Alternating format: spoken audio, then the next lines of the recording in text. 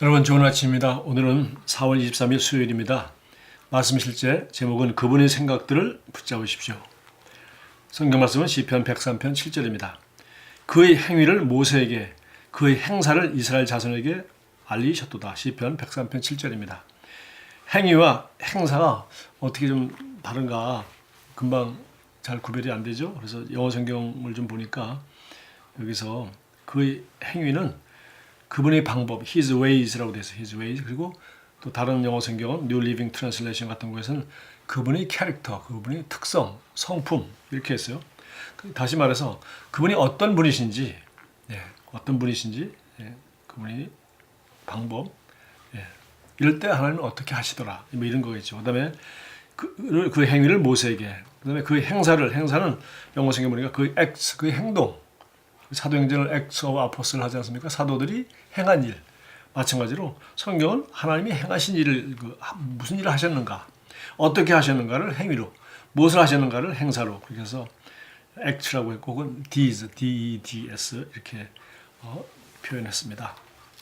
내가 하나님의 생각들, 즉 그분께서 추론하시는 방식이라고 표현하고 싶은 특정한 생각들이 있습니다. 그분께서는 인간의 방식으로 생각하지 않으십니다. 따라서 그분께서 어떤 방식으로 생각하시며 왜 그런 방식으로 생각하시는지를 알아야 합니다. 그분의 마음에 있는 생각들은 무엇입니까? 물론 하나님의 말씀을 들여다보면 이 질문에 대한 답을 얻을 수 있습니다. 예를 들어 인간은 아침과 저녁이 하루를 구성한다고 생각합니다. 아침에 깨어날 때 하루가 시작되고 밤에 잠자리에 들 때 하루가 끝난다고 생각하는 것입니다. 하지만 하나님은 다르게 생각하십니다. 하나님의 말씀에서 온전한 하루를 직접 언급하실 때마다 하나님께서는 항상 저녁과 아침이라고 말씀하셨습니다. 예를 들어 창세기 1장 5절에서 하나님께서는 저녁이 되고 아침이 되는 이는 첫째 날이라고 말씀하셨습니다. 그분께서는 빛으로부터 어둠을 연결시키지 않으십니다. 그보다는 어둠에서 빛을, 저녁으로부터 아침을 생각하십니다. 그분께서 의인의 길은 돋는 햇살 같아서 크게 빛나 한낮의 광명에 이르거니와 잠언 4장 18절이라고 말씀하신 것은 당연합니다. 의인의 길은 돋는 햇살 같아서 크게 빛나 아침에서 저녁으로 이르거니와 라고 말씀하시지 않은 것을 보십시오.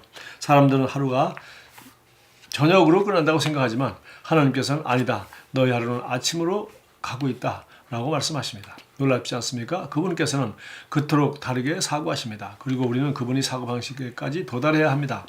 당신이 거듭났다면 그분이 영으로 난 것입니다. 성경은 말합니다. 만일 우리가 성령으로 살면 또한 성령으로 행할지니, 우리는 성령으로 났을 뿐 아니라 하나님의 성령의 영역에서 행하도록 부름받았습니다. 그러기 위해서는 생각이 영적이어야 합니다. 우리의 사고방식은 하나님의 사고방식이 되어야 합니다. 그것은 하나님의 말씀의 수준이 되어야지 평범한 삶의 차원이 되어서는 안 됩니다. 그분의 생각과 행하시는 방식을 포착할 수 있도록 우리는 그분의 말씀을 배우고 묵상해야 합니다. 고린도전서 2장 14절 16절은 말합니다. 우리가 그리스도의 마음을 가졌느니라. 그러므로 우리는 하나님과 같은 주파수로 사고할 수 있습니다. 자, 같은 주파수로 사고할 수 있다고 그랬네요. 여기 하나님의 행위, 즉 하나님은 이런 경우에 어떤 식으로 하시는가, 그 방법, His ways, 혹은 다른 말로 좀 우리가 의역한다면 His character, 그의 성품, 그 다음에 행사는 그 행동, 그래서 그 행동과 그 방법, 이렇게 우리가 분리할 수 있는데요. 정말 성경을 읽으면은 이 원리가 너무나 잘 나와 있을 뿐만 아니라 그의 그 행사, 그 행위를 모세에게, 그 행사를 이스라엘 자손에게 알리셨도다. 우리에게는요, 우리는 그만 모세 이야기를 읽어보면 알겠죠? 이스라엘 자손들에게, 그리고 구약 성경을 통해서 하나님이 오랜 역사를 통해서 믿음의 사람들에게, 믿음이 없는 사람들에게 하나님이 그때그때 어떻게 반응하시는지 우리는 수많은 자료들을 가지고 있습니다. 정말 성경은 이런 이야기로 가득 차 있죠. 제가 성경 읽기표 여기 보면 지금 우리가 사무엘상 오늘 18장, 19장 읽게 되었는데, 바로 그 앞에 룻기를 제가 며칠 전에 읽으면서 제가 정말 그 하나님의 행사에 대해서 제가 좀 생각해 봤어요. 하나님이 하시는 일, 하나님의 방법, 여기 다 있죠. 여러분 알다시피 룻기는 1장부터 4장까지 정말 제가 보기에는 그냥 한마디로 말해서 하나님이 기록한 이 세상의 가장 위대한 단편, 이렇게 말하고 싶습니다. 정말 여기는 정말 이 소설, 단편을 쓰는 사람, 문학적인 구조를 볼 때도 완벽한 기승전결이 이루어져 있고, 정말 아름답기 짝이 없고 정말 군더더기가 없는 짧지만 놀라운 아름다운 단편 소설 같은 그런 아름다운 이야기입니다. 그런데 여기에 하나님이 그 행위가 하나님의 방법 즉 그리고 하나님의 행사가 그리고 하나님의 행동이 너무나도 잘 그려져 있어요. 그래서 그냥 간단히 제가 말씀을 좀 나누면 제가 은혜 받은 부분은 바로 이 룻이라는 여자가 남편이 죽게 되었습니다. 그래서 그 자기 동서죠. 그래서 두 형제가 다 죽는 바람에 그냥 원체 가난해가지고 이 사람들이 남의 나라 모압 땅에 이제 피신 와서 그냥 살고 있었는데 두 아들이 다 죽어서 이제 시어머니 혼자 나오미는 뭐 원래 가부였고 이제 두 아들도 죽어서 두 며느리도 가부가 되었습니다. 그래서 이제 오르바는 그 위 동서는 그냥 자기 민족 그 모압 지방으로 돌아가고 이 어머니는 이제 이 과부는 이제 자기 고향 베들레헴으로 돌아가려고 했어요. 그때 이제 룻이 너도 이곳에서 네 동서처럼 너도 이제 젊은 사람이니까 이제 재혼해서 여기서 부모님과 함께 행복하게 살아라. 뭐 당연히 그 최고의 뭐 추천이 아니겠어요. 그런데 이 사람은 그 동서처럼 그렇게 가지 않고 정말 이 아들 둘까지 남편 잃고 이제 아들까지 잊어버리고 정말 거지처럼 아무것도 없이 고향으로 돌아가는 이 나오미를 생각하면서 뭐 사랑으로 행했겠지만 또 하나는 죽은 남편과 인간이 맺을 수 있는 가장 중요한 언약이 성경에 보면 결혼이거든요. 남편이 죽었으면 성경에도 우리 고린도전서에도 나와 있다시피 남편이 죽으면 여자는 이제 드디어 사실은 자유한 것이죠. 성경에도 그걸 허락하는 것이고 오늘날 우리 대한민국에도 뭐 남편 죽으면 재혼할 수 있는 것이죠. 그게 뭐 잘못되거나 그런 게 전혀 아닙니다. 그런데 이 여자는 그래도 자기가 그 하나님 앞에서 우리가 그렇게 우리식으로 해석한다면 그 자기가 맺은 그 언약, 그 결혼을 생각하면서 결혼을 했을 뿐만 아니라 남편이 죽었지만 그래도 이 어머니를 생각해서 자기가 그 하나님 앞에서 맺은 이 언약에 대해서 좋게 생각하고 결국은 이 어머니를 따라서 고향으로 돌아가게 되었습니다. 놀라운 것은 그가 뭐 어떤 이유로 했는지 모르지만 한 가지 이유를 든다면 그냥 자기가 그 결혼 언약에 신실하려고 생각했다. 뭐 이렇게 저는 이렇게 볼 수 있겠어요.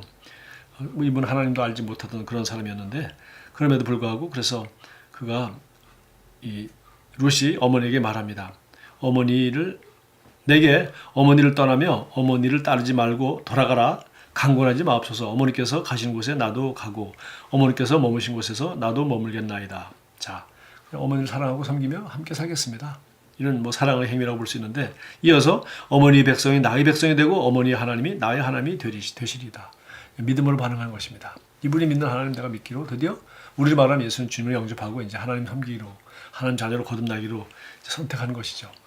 그렇게 했더니 놀라운 것은 그 일장이 다 끝날 때쯤 보니까 그들이 돌아갔습니다.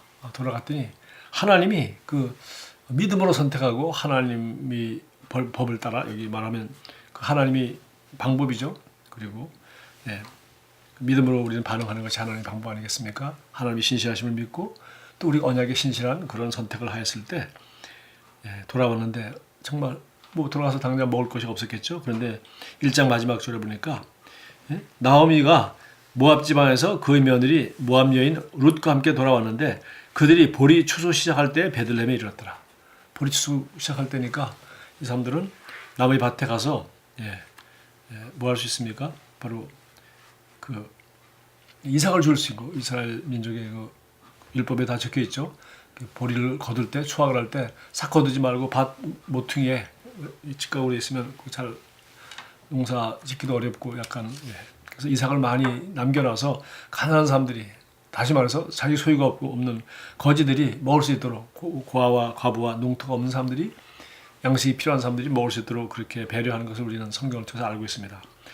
그래서 그가 하나님을 믿기로 선택하자마자 그 룻의 선택이 어떻게 하나님이 호의와 축복으로 갚아주셨겠습니까? 하나님의 방법은 그가 돌아갔는데 바로 때가 추수 때라는 것입니다. 그래서 추수 때 그래서 굶지 않을 수 있게 된 거죠. 그 다음에 보면은 나가서 또 하나님 뭐 앞에 기도만 하고 있다고 하나님이 뭐 밥을 주겠어요? 그들은 룻이 나가서 이제 그 보리삭을 줍게 되었습니다. 줍게 되다 보니까 3절에 2장 3절입니다. 룻이 가서 베는 자를 따라 밭에서 이삭을 줍는데 우연히 엘리멜렉의 친족 보아스에게 속한 밭을 잃었더라. 여기 우연이라고 되어 있는데 하나님은 우리 시간과 장소를 우리가 이 시대에 태어난 것, 우리 이 나라에 태어난 것, 저와 여러분이 이 땅에 잠깐 왔다 사는데 우리 온 세상 돌아다니면서 온 세상 사람 다 만난 거 아니죠? 이 시대에 제가 사는 그 땅이라는 게 정해져 있고 제가 만나는 삶이라는 게 정해져 있지 않습니까? 하나님 앞에는. 그래서 하나님이 우리가 믿음으로 선택하고 반응할 때 하나님 우리에게 베푸시는 호의는 시간을 통해서 바로 추수 때 도착해서 굶지 않게 하시고, 놀라운 것은 우연히 엘리멜렉의 친족 보아스의 밭에 이르렀다고 하는데 사실은 우연이 아니라 바로 이 사람이 바로 기업을 물을 자, 이제 땅을 다 빼앗기고 자식도 없이 죽었을 때 이런 여자와 결혼을 해서 자식이 대를 이어준 이스라엘 풍속이 있었지 않습니까? 바로 그렇게 죽은 남편과 그런 가까운 그런 사람이 밭에 가게 됐다는 것이죠.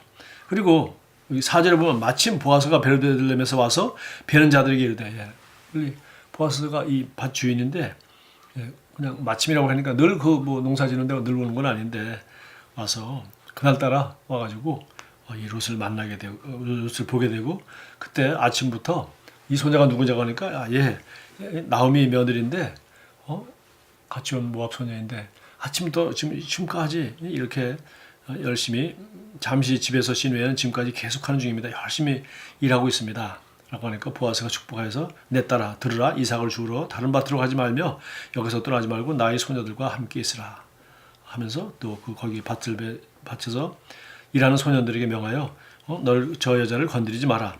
그리고 목이 마르거든 그릇에 가서 소년들이 기러온 것을 함께 마시고 그렇게 하라. 그래서 은혜를 베푸는 장면이 나와요. 나머지 내용 우리 잘 알지 않습니까? 결국 이 보아스와 결혼하게 되어서 자녀를 낳게 되고 바로 이 사람이 다윗 가문에 대를 잇는 그런 위대한 축복이 되었습니다. 다시 말해서 축복의 통로가 된 것이죠. 정말 짧은 이야기지만 우리 사람이 이렇게 인생을 살아가면서 하나님이 우리에게 시간과 장소와 사람과의 만남을 통해서 우리가 이런 복을 받았을 뿐만 아니라 우리도 이 시간을 살면서 이 장소에 살면서 그리고 수많은 사람들을 만나면서 바로 우리는 하나님이 그 사랑과 하나님의 호의와 이 복음을 통해서 그들을 보아스처럼 축복할 수 있는, 그리고 영원히 저로 말미암아 이 보아스와 결혼함으로 말미암아 영원히 다윗 가문에 그야말로 예수 그리스도의 가문, 예수님이 오시는 이 세상에 다윗 가문의 일원이 된 것처럼 그런 완전히 인생이 바뀐 것이죠. 저와 여러분도 결국은 우리가 이 복음을 통해서 이렇게 바뀌었으니까 저와 여러분도 이 시간과 장소와 만남을 통해서 우리가 믿음으로 반응한다면 하나님은 이런 행위 방법으로 이런 사건을 통해서 우리를 축복하시고 호의를 무한히 베푸시며 다른 사람들에게 복의 통로가 되게 하는 그런 삶을 살게 한다는 것을 우리는 확신할 수 있습니다. 저는 뭐 룻기 잠깐 참고를 했습니다만 구약 성경은 이런 이야기로 가득 차 있죠. 그래서 우리가 성경은 우리가 기도하며 성령의 인도를 받으며 읽으면은 우리가 궁금한 하나님이 이럴 때 어떻게 하실까? 나는 어떻게 해야 될까? 거기 답이 다 있는 것이죠. 기도하겠습니다. 사랑하는 아버지, 제가 오늘 당신의 말씀을 공부하고 묵상할 때 저희 마음이 당신의 신성한 생각들로 넘쳐나게 하심을 감사드립니다. 저희 영을 진보와 번영과 탁월함에 맞추고 당신의 길 안에서 행할 때 저희 마음은 당신의 수준에서 생각하도록 신성해지며 저희 삶의 질은 향상됩니다. 예수 이름으로 기도합니다. 아멘. 여러분들도 여러분이 성경을 말씀을 묵상하고 생각을 바꾼 것만큼 하나님의 수준에서 하나님처럼 생각하고 말하면서 하나님처럼 그런 하나님이 계획한 최고의 아름다운 삶을 주님처럼 살 수 있게 될 것입니다. 감사합니다.